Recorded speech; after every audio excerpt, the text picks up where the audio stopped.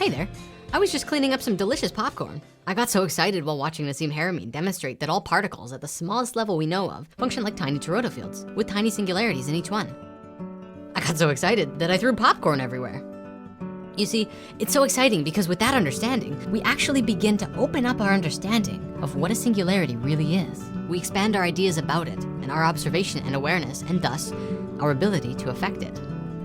We're used to dealing with a lot of density instead of what things really are, empty space. The world we live in is mostly empty space. It's really light and fluffy, like popcorn. I know, it doesn't seem that way to our senses, and that's why sometimes when we talk about this stuff, it seems a little out there. The information doesn't seem dense enough, but what we think of as dense isn't even close to the vacuum of space.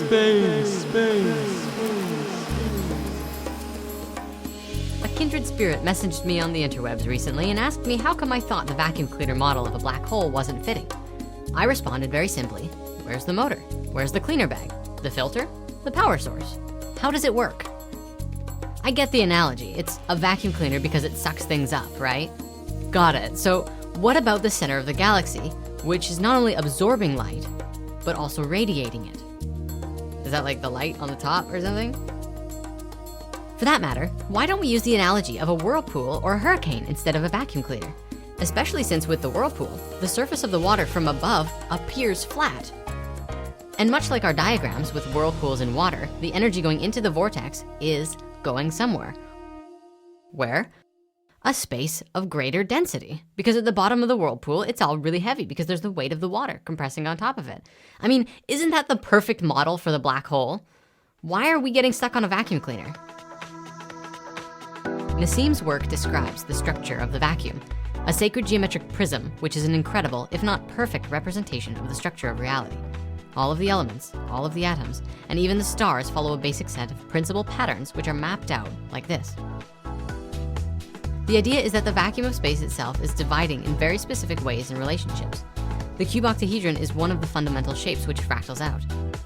Its opposite is the star tetrahedron, the inward and the outward flow of energy from the center. When we begin to look at the relationship between the data points in the vacuum, we see that they equate the phi ratio over and over and over. This is the pattern we come up with, which Nassim has called the 64 tetrahedron grid. Were you to put a sphere around every point, they would create a perfect three-dimensional flower of life. This is basically a three-dimensional Metatron's cube, a structure by which all known structures can be found. The pattern can continually fractal larger and smaller to create complex geometries and structures, such as molecules or organ systems in our bodies, which are made up based on the variety of different patterns all found within the shape. If this structure is the male component, then the female component would be the toroidal flow between and around all of the points. Imagine that every sphere in and of itself is a torus, each with a singularity of its own, but the larger fractal is a larger sphere, also with a singularity, of which all of the other toroids are connected to. You can see this geometry really clearly in the brain. You have the entire field, which is a network of interconnected data. Then you have the corpus callosum, which acts like an accretion disk of a galaxy. And then the pineal gland right in the center, which is the connector and the singularity for the entire network and field that is your brain. This structure also breaks down our construct of time because of the nature of the singularity.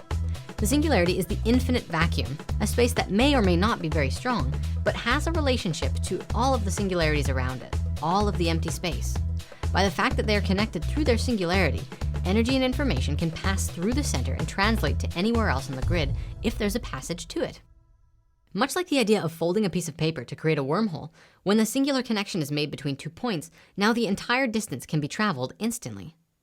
This is demonstrated scientifically when we see that subatomic particles can be in 2 places at the same time, or break the laws of physics when it comes to time and order, almost as if some particles are moving backwards in time. Seriously, time-traveling subatomic particles are real. Sources in the comments. So this is really, really cool. So cool, in fact, that I have to save the meat of it for another video dedicated entirely to the subject.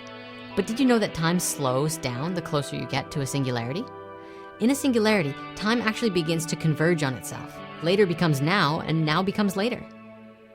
But like I said, we'll get into that at a different time. Through the singularity, the 2 spaces, the very big and the very small, are completely interconnected. They're inside each other, might be another way to say it. Nassim even suggests that the entire egg in which our universe exists inside is actually a much larger black hole, a supermassive black hole. How amazing is that? The singularity is the key to unlocking and understanding that. Looking at the geometry, we can see and begin to understand how it works.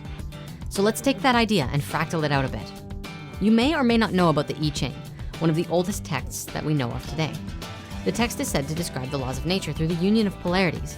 It is a diagram consisting of 64 hexagrams, which represent vibrations of balance in between the yin and the yang, negative and positive energy. By taking those 64 hexagrams and putting them together, the collective number of the long lines and broken lines, when you put them together, can be constructed perfectly to create the 64 tetrahedron grid exactly. Not a single stone out of place. They fit together as if to say, yes, this is in fact the structure of the vacuum of space, the blueprints of the universe. Check out Black Hole if you want to learn more. You can find links in the comments, or you can watch it right here.